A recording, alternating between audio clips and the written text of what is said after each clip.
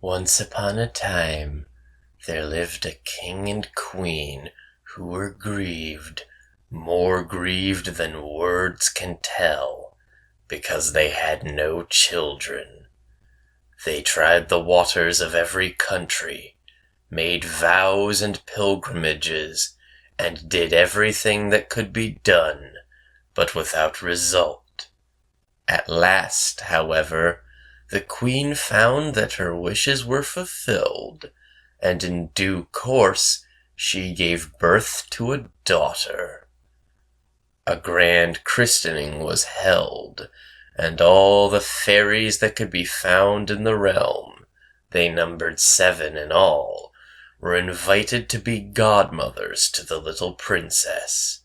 This was done so that by means of the gifts which each in turn would bestow upon her, in accordance with the fairy custom of those days, the princess might be endowed with every imaginable perfection. When the christening ceremony was over, all the company returned to the king's palace, where a great banquet was held in honor of the fairies.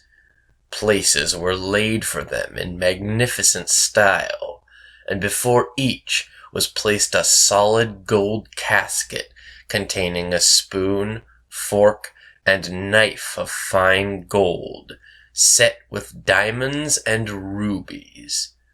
But just as all were sitting down to table, an aged fairy was seen to enter, whom no one had thought to invite, the reason being that for more than 50 years she had never quitted the tower in which she lived, and people had supposed her to be dead or bewitched. By the king's orders, a place was laid for her, but it was impossible to give her a golden casket like the others, for only 7 had been made for the 7 fairies. The old creature believed that she was intentionally slighted, and muttered threats between her teeth. She was overheard by one of the young fairies, who was seated nearby.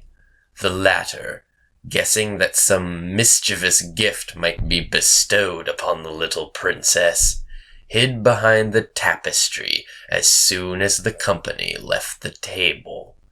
Her intention was to be the last to speak, and so to have the power of counteracting, as far as possible, any evil which the old fairy might do. Presently, the fairies began to bestow their gifts upon the princess. The youngest ordained that she should be the most beautiful person in the world. The next, that she should have the temper of an angel. The third, that she should do everything with wonderful grace. The fourth, that she should dance to perfection. The fifth, that she should sing like a nightingale. And the sixth, that she should play every kind of music with the utmost skill. It was now the turn of the aged fairy. Shaking her head, in token of spite rather than of infirmity, she declared that the princess should prick her hand with a spindle, and die of it. A shudder ran through the company at this terrible gift. All eyes were filled with tears. But at this moment, the young fairy stepped forth from behind the tapestry. "Take comfort, your majesties!" she cried in a loud voice. "Your daughter shall not die. My power, it is true, is not enough to undo all that my aged kinswoman has decreed. The princess will indeed prick her hand with a spindle, but instead of dying, she shall merely fall into a profound slumber that will last 100 years.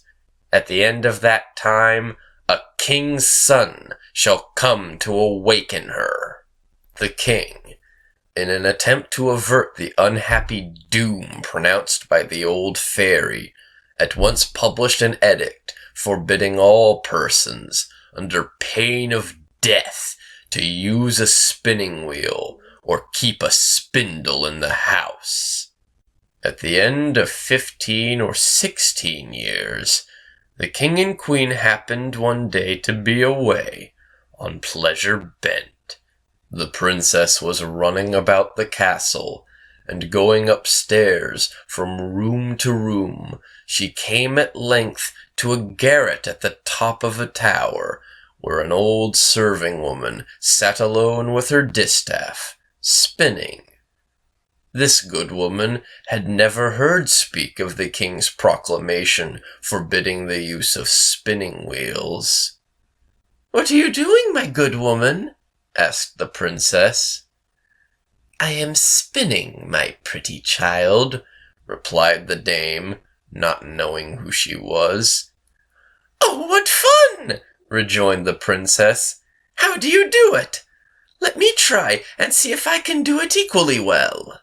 Partly because she was too hasty, partly because she was a little heedless, but also because the fairy decree had ordained it. No sooner had she seized the spindle than she pricked her hand and fell down in a swoon. In great alarm, the good dame cried out for help. People came running from every quarter to the princess. They threw water on her face, chafed her with their hands, and rubbed her temples with the royal essence of Hungary. But nothing would restore her. Then the king, who had been brought upstairs by the commotion, remembered the fairy prophecy. Feeling certain that what had happened was inevitable, since the fairies had decreed it, he gave orders that the princess should be placed in the finest apartment in the palace, upon a bed embroidered in gold and silver. You would have thought her an angel, so fair was she to behold. The trance had not taken away the lovely color of her complexion. Her cheeks were delicately flushed, her lips like coral. Her eyes, indeed, were closed, but her gentle breathing could be heard, and it was therefore plain that she was not dead.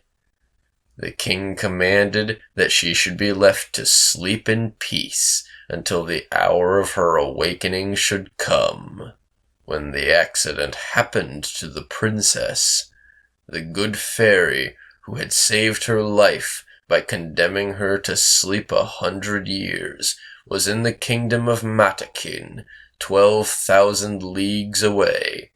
She was instantly warned of it, however, by a little dwarf who had a pair of 7-league boots, which are boots that enable one to cover 7 leagues at a single step. The fairy set off at once, and within an hour her chariot of fire, drawn by dragons, was seen approaching. The king handed her down from her chariot, and she approved of all that he had done. But being gifted with great powers of foresight, she bethought herself that when the princess came to be awakened, she would be much distressed to find herself all alone in the old castle, and this is what she did. She touched with her wand everybody, except the king and queen, who was in the castle, governesses, maids of honor, ladies-in-waiting, gentlemen, officers, stewards, cooks, scullions, errand boys, guards, porters, pages, footmen. She touched likewise all the horses in the stables, with their grooms, the big mastiffs in the courtyard, and little Puff, the pet dog of the princess, who was lying on the bed beside his mistress. The moment she had touched them all, they fell asleep, to awaken only at the same moment as their mistress. Thus they would always be ready with their service whenever she should require it. The very spits before the fire, loaded with partridges and pheasants, subsided into slumber, and the fire as well. All was done in a moment, for the fairies do not take over long in their work. Then the king and queen kissed their dear child, without waking her, and left the castle. Proclamations were issued, forbidding any to approach it, but these warnings were not needed, for within a quarter of an hour there grew up all round the park so vast a quantity of trees, big and small, with interlacing brambles and thorns, that neither man nor beast could penetrate them. The tops alone of the castle towers could be seen, and these only from a distance.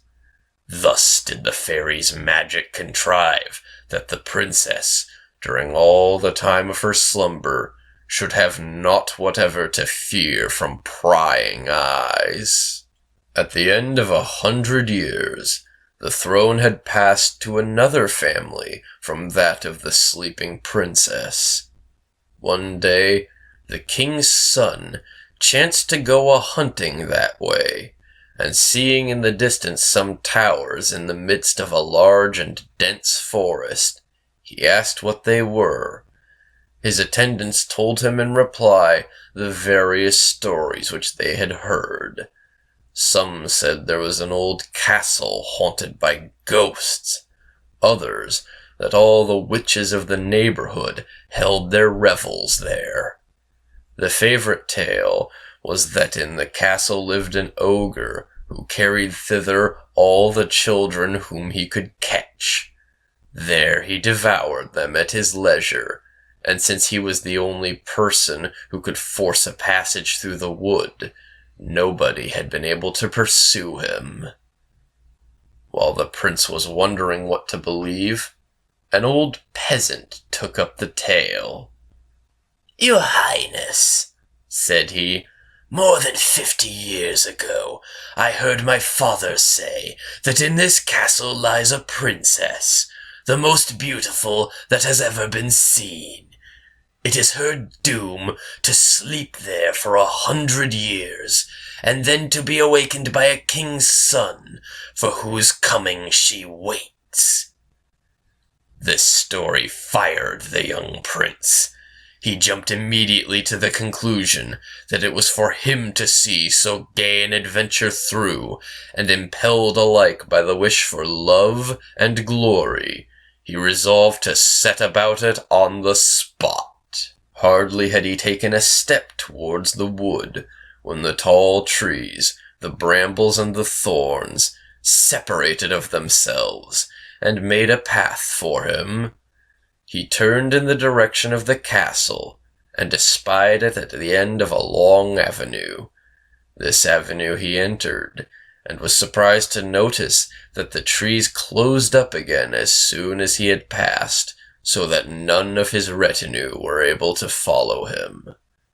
A young and gallant prince is always brave, however, so he continued on his way, and presently reached a large forecourt. The sight that now met his gaze was enough to fill him with an icy fear. The silence of the palace was dreadful, and death seemed all about him. The recumbent figures of men and animals had all the appearance of being lifeless, until he perceived by the pimply noses and ruddy faces of the porters that they merely slept. It was plain, too, from their glasses, in which were still some dregs of wine, that they had fallen asleep while drinking. The prince made his way into a great courtyard, paved with marble, and mounting the staircase, entered the guard-room. Here the guards were lined up on either side in 2 ranks, their muskets on their shoulders, snoring their hardest. Through several apartments crowded with ladies and gentlemen in waiting, some seated, some standing, but all asleep. He pushed on, and so came at last to a chamber which was decked all over with gold. There he encountered the most beautiful sight he had ever seen. Reclining upon a bed, the curtains of which on every side were drawn back, was a princess of seemingly some 15 or 16 summers, whose radiant beauty had an almost unearthly luster. Trembling in his admiration, he drew near and went on his knees beside her. At the same moment, the hour of disenchantment having come, the princess awoke, and bestowed upon him a look more tender than a first glance might seem to warrant. "Is that you, dear prince?" she said. "You have been long in coming." Charmed by these words, and especially by the manner in which they were said, the prince scarcely knew how to express his delight and gratification. He declared that he loved her better than he loved himself. His words were faltering, but they pleased the more for that. The less there is of eloquence, the more there is of love. Her embarrassment was less than his, and that is not to be wondered at, since she had had time to think of what she would say to him. It seems, although the story says nothing about it, that the good fairy had beguiled her long slumber with pleasant dreams. To be brief, after 4 hours of talking, they had not succeeded in uttering 1/2 of the things they had to say to each other. Now the whole palace had awakened with the princess. Everyone went about his business, and since they were not all in love, they presently began to feel mortally hungry. The lady-in-waiting, who was suffering like the rest, at length lost patience, and in a loud voice called out to the princess that supper was served. The princess was already fully dressed, and in most magnificent style. As he helped her to rise, the prince refrained from telling her that her clothes, with the straight collar which she wore, were like those to which his grandmother had been accustomed, and in truth, they in no way detracted from her beauty. They passed into an apartment hung with mirrors, and were there served with supper by the stewards of the household, while the fiddles and oboes played some old music, and played it remarkably well, considering they had not played at all for just upon 100 years. A little later, when supper was over, the chaplain married them in the castle chapel, and in due course, attended by the courtiers in waiting, they retired to rest. They slept but little, however. The princess, indeed, had not much need of sleep, and as soon as morning came, the prince took his leave of her.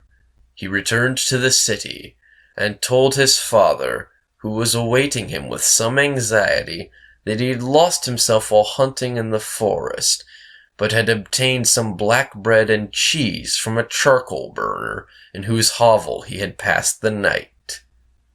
His royal father, being of an easy-going nature, believed the tale, but his mother was not so easily hoodwinked. She noticed that he now went hunting every day, and that he always had an excuse handy for when he had slept 2 or 3 nights from home. She felt certain, therefore, that he had some love affair. 2 whole years passed since the marriage of the prince and princess, and during that time they had 2 children. The first, a daughter, was called Dawn, while the second, a boy, was named Day, because he seemed even more beautiful than his sister.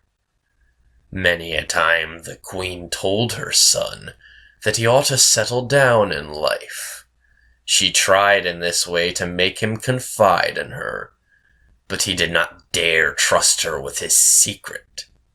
Despite the affection which he bore her, he was afraid of his mother, for she came from a race of ogres, and the king had only married her for her wealth.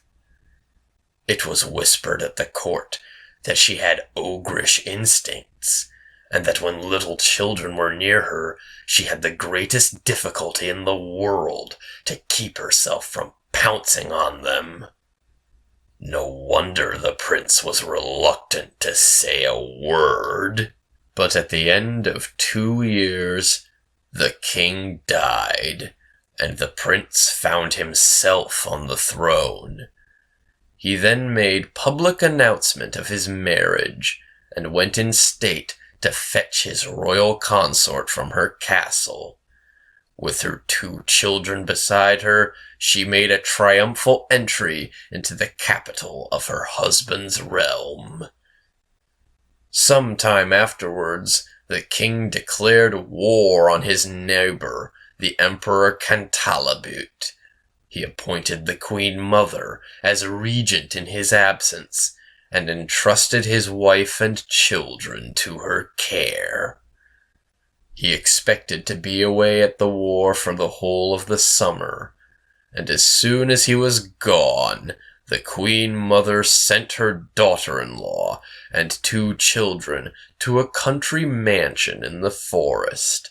This she did, that she might be able the more easily to gratify her horrible longings. A few days later, she went there, and in the evening she summoned the chief steward. "For my dinner tomorrow," she told him, "I will eat little Dawn." "Oh, madam!" exclaimed the steward. "That is my will," said the queen, and she spoke in the tones of an ogre who longs for raw meat. "You will serve her with piquant sauce," she added. The poor man, seeing plainly that it was useless to trifle with an ogress, took his big knife and went up to little Dawn's chamber. She was at that time 4 years old, and when she came running with a smile to greet him, flinging her arms around his neck and coaxing her to give him some sweets, he burst into tears and let the knife fall from his hand. Presently, he went down to the yard behind the house and slaughtered a young lamb. For this, he made so delicious a sauce that his mistress declared she had never eaten anything so good.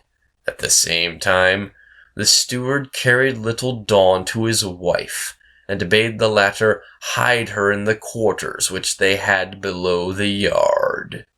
8 days later, the wicked queen summoned her steward again. "For my supper," she announced, "I will eat little Day." The steward made no answer, being determined to trick her as he had done previously. He went in search of little Day, whom he found with a tiny foil in his hand, making brave passes, though he was but 3 years old, at a big monkey. He carried him off to his wife, who stowed him away in hiding with little Dawn. To the ogress the steward served up, in place of Day, a young kid so tender that she found it surpassingly delicious. So far, so good. But there came an evening when this evil queen again addressed the steward. "I have a mind," she said, "to eat the queen with the same sauce as you served with her children." This time, the poor steward despaired of being able to practice another deception. The young queen was 20 years old, without counting the 100 years she had been asleep. Her skin, though white and beautiful, had become a little tough, and what animal could he possibly find that would correspond to her? He made up his mind that if he would save his own life he must kill the queen, and went upstairs to her apartment, determined to do the deed once and for all. Goading himself into a rage, he drew his knife and entered the young queen's chamber. But a reluctance to give her no moment of grace made him repeat respectfully the command which he had received from the queen mother. "Do it! Do it!" she cried, baring her neck to him. "Carry out the order which you have been given. Then once more I shall see my children, my poor children that I loved so much." Nothing had been said to her when the children were stolen away, and she believed them to be dead. The poor steward was overcome by compassion. "No, no, madam," he declared. "You shall not die, but you shall certainly see your children again. That will be in my quarters, where I have hidden them. I shall make the queen eat a young hind in place of you, and thus trick her once more." Without more ado, he led her to his quarters, and leaving her there to embrace and weep over her children, he proceeded to cook a hind with such art that the queen mother ate it for her supper with as much appetite as if it had indeed been the young queen. The queen mother felt well satisfied with her cruel deeds, and planned to tell the king, on his return, that savage wolves had devoured his consort and his children. It was her habit, however, to prowl often about the courts and alleys in the mansion in the hope of scenting raw meat, and one evening she had heard the little boy Day crying in a basement cellar. The child was weeping because his mother had threatened to whip him for some naughtiness, and she heard at the same time the voice of Dawn begging forgiveness for her brother. The ogress recognized the voices of the queen and her children, and was enraged to find she had been tricked. The next morning, in tones so affrighting that all trembled, she ordered a huge vat to be brought into the middle of the courtyard. This she filled with vipers and toads, with snakes and serpents of every kind, intending to cast into it the queen and her children, and the steward with his wife and serving girl. By her command, these were brought forward, with their hands tied behind their backs. There they were, and her minions were making ready to cast them into the vat, when into the courtyard rode the king. Nobody had expected him so soon, but he had traveled post-haste. Filled with amazement, he demanded to know what this horrible spectacle meant. None dared tell him, and at that moment the ogress, enraged at what confronted her, threw herself head foremost into the vat, and was devoured on the instant by the hideous creatures she had placed in it. The king could not but be sorry, for after all, she was his mother. But it was not long before he found ample consolation in his beautiful wife and children. Moral: many a girl has waited long for a husband brave or strong, but I'm sure I never met any sort of woman yet who could wait 100 years, flee from fretting, free from fears. Now our story seems to show that a century or so, late or early, matters not. True love comes by fairy lot. Some old folks will even say it grows better by delay. Yet this good advice, I fear, helps us neither there nor here. Though philosophers may prate how much wiser 'tis to wait, maids will be a-sighing still. Young blood must when young blood will.